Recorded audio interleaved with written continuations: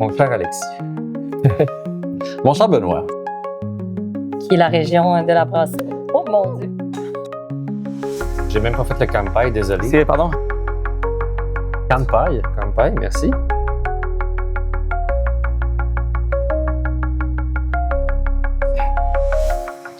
Fait qu'on a fait combien de minutes, là? Moi, je suis très naturel quand je me répète. Mon cher Alexis.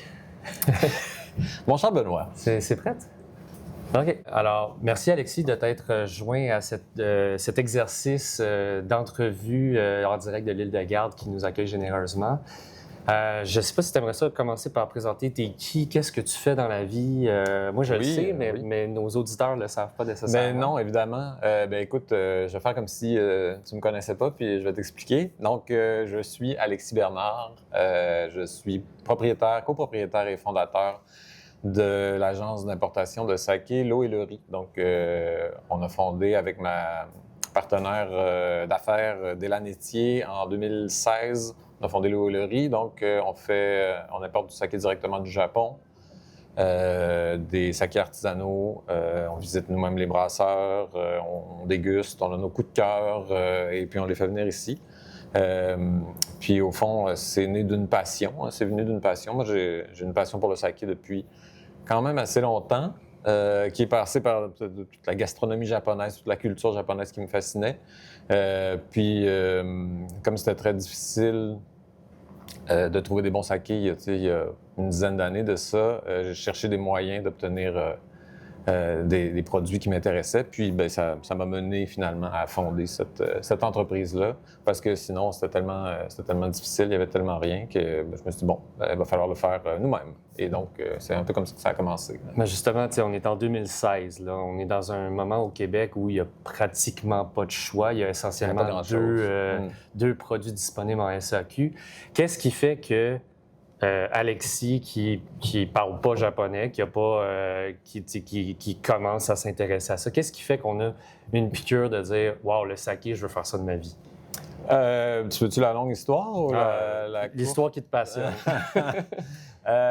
Écoute, moi, j'ai commencé à triper sur la nourriture japonaise à la base quand j'avais 11 ans, suite au film. Donc, j'ai vu le film Tampopo, le grand classique de Itami Juzo, que je recommande à tout le monde, évidemment, même si maintenant ça date un peu, mais c'est toujours aussi bon, très drôle en plus. Puis donc, à partir de là, moi, j'ai embarqué complètement dans la bouffe japonaise avec les moyens que j'avais à l'époque, là, mais étant enfant. Puis bon, c'est toujours resté. Puis bon, évidemment, par la force des choses à travers la nourriture, le saké s'est installé dans ma vie.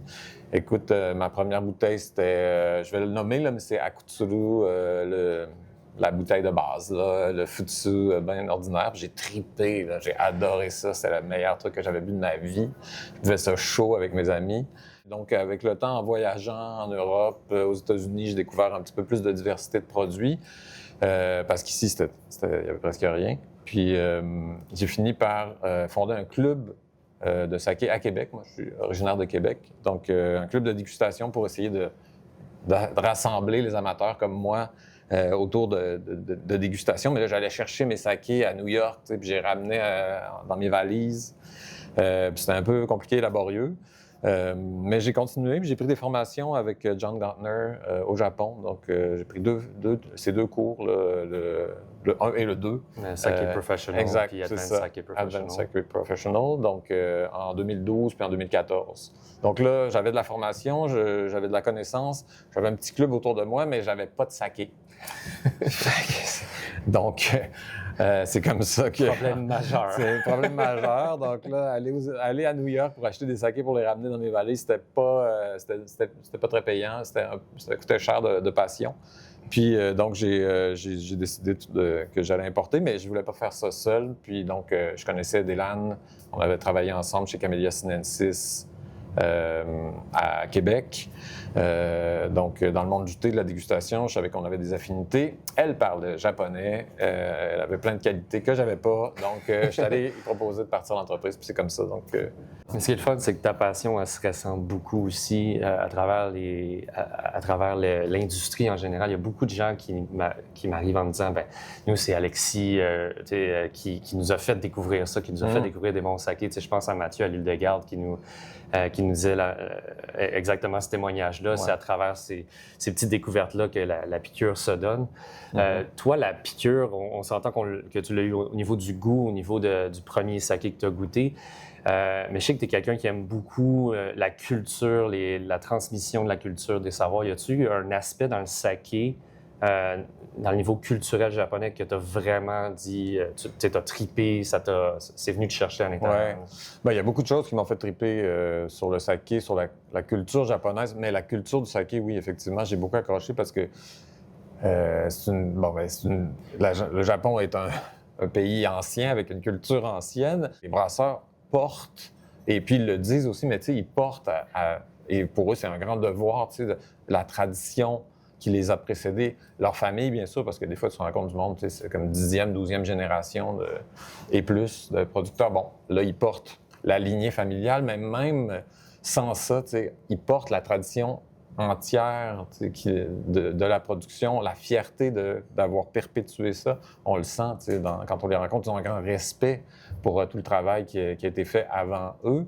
Puis, donc, ils tentent aussi de préserver ces traditions-là dans leur travail. Donc, c'est très beau. Moi, j'adore visiter les brasseries, rencontrer les brasseurs pour ça, de les entendre raconter un peu leur rapport à l'histoire, leur rapport à la tradition, qu'est-ce qu'ils gardent, qu'est-ce qu'ils essaient de préserver, qu'est-ce qu'ils essaient de moderniser, mais sans briser les choses. C'est vraiment... ça me fascine complètement. Là. Il y avait des fois des brasseurs avec lesquels j'ai travaillé qui me disaient, en fait, quand tu leur demandais pourquoi est-ce que tu as fait ce saké-là en particulier, bien, la majorité du temps, la réponse, c'est juste j'essaie de répéter la même recette que mon prédécesseur. Oui, puis pour moi, en tout cas, comme nord-américain, québécois, mais nord-américain dans l'esprit nord-américain, l'innovation, faire du nouveau, faire du mieux, du neuf, c'est toujours mieux. Alors que là, je découvrais un monde où même les jeunes qui reprennent l'entreprise familiale cherchent pas tant à imprimer leur personnalité puis à créer quelque chose d'absolument nouveau et différent. Au contraire, souvent, ils cherchent plus qu'autre chose à perpétuer cette tradition-là d'excellence, puis juste à porter ce que le prédécesseur et celui d'avant a bâti. Là. Donc, moi, pour un Nord-Américain, j'imagine pour toi, c'est un peu ça aussi. Là. Ben oui. On n'a pas ça, c'est pas dans la mentalité chez nous.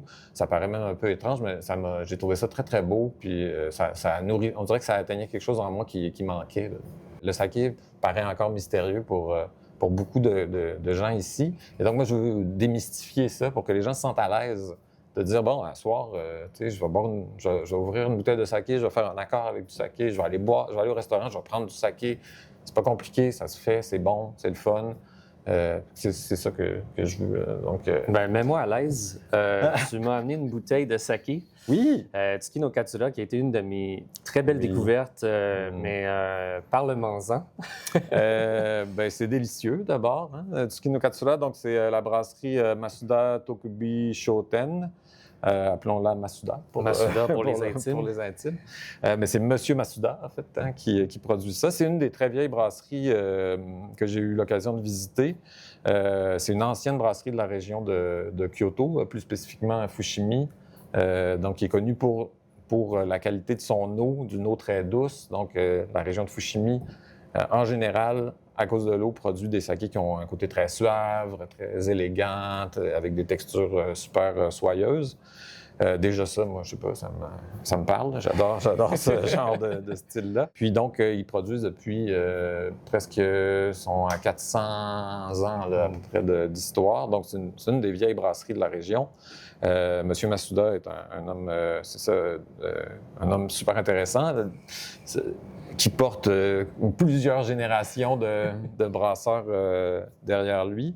Et donc, ils ont quelque chose de particulier. Quand même, ils ont été innovateurs dans les années 70 parce que c'est cette brasserie-là qui a remis sur la carte le style Nigori. Oui. Donc, le style un peu laiteux, là, partiellement Grossièrement filtré, que beaucoup de gens connaissent parce que visuellement, quand on le voit sur la tablette, c'est très frappant, ça se distingue de tout le reste. Donc, eux, ils sont connus, entre autres, pour ça.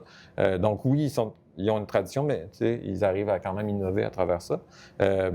Puis, donc, on importe, nous, ce saké-là pour lequel on a eu un gros coup de cœur, là. Donc, plusieurs autres produits, mais il y a beaucoup de produits qui sont trop fragiles, qui ne voyagent pas, donc on ne peut pas les avoir. Mais Tsukino Katsura, c'est super intéressant. D'abord, c'est fait avec un riz de la région qui s'appelle le Iwai, qui est un riz vraiment ancestral de la région de Kyoto, qui avait été complètement abandonné parce qu'il est très dur à cultiver, qui a été ramené là, à partir des années 2000. Il y a 4 brasseurs qui s'en servent dans la région de Kyoto, dont Masuda. Ça donne des textures, c'est un riz qui donne des magnifiques textures. Et aussi un polissage qui est très faible, comment on dit ça, très faible, ou très élevé selon... Faiblement poli. Faiblement poli, voilà, qui est voilà. donc poli à 80 %. Donc c'est un junmai poli à 80 %, mais c'est un junmai qui est travaillé un peu comme un daiginjo. En terminant, y a-tu un nouvel événement, un projet qui s'en vient que tu veux nous annoncer ou Tu veux un scoop? un scoop, yes. Non, j'ai pas de scoop pour toi, Benoît, mais je te dirais qu'on continue à travailler avec la SAQ pour augmenter la diversité de produits. Nous, on travaille beaucoup en importation privée depuis des années, mais plus récemment, là, il y a une ouverture du côté de la SAC pour faire rentrer plus de produits. Puis on veut vraiment contribuer à ça parce que ça rend le saké beaucoup plus accessible, évidemment, quand il est directement sur les tablettes à la SAQ. Puis je te dirais que c'est beaucoup ça qu'on travaille. Là. Puis très peu le savent, mais on peut faire des commandes à la caisse aussi. Oui, bien sûr. En importation privée, oui, on est toujours ouvert, sur évidemment. On est là pour prendre les commandes de tout le monde, mais c'est ça, à la caisse uniquement. C'est pas toujours accessible. On n'a pas toujours des amis autour de nous pour partager une caisse, mais je vous souhaite d'avoir des amis. Je souhaite à tout le monde d'avoir des amis pour partager des caisses. Mais d'avoir des bouteilles à l'unité sur les tablettes de la SAQ, c'est quand même... je comprends que c'est quand même plus accessible. Exact. Ouais. Bien, merci beaucoup pour ton temps aujourd'hui. Puis on merci te à toi, retrouve dans tous les événements auxquels tu participes sur ton site Internet. Puis Kanpai, on va sûrement se retrouver pour un verre prochainement. On va se revoir certainement. Merci beaucoup. À bientôt.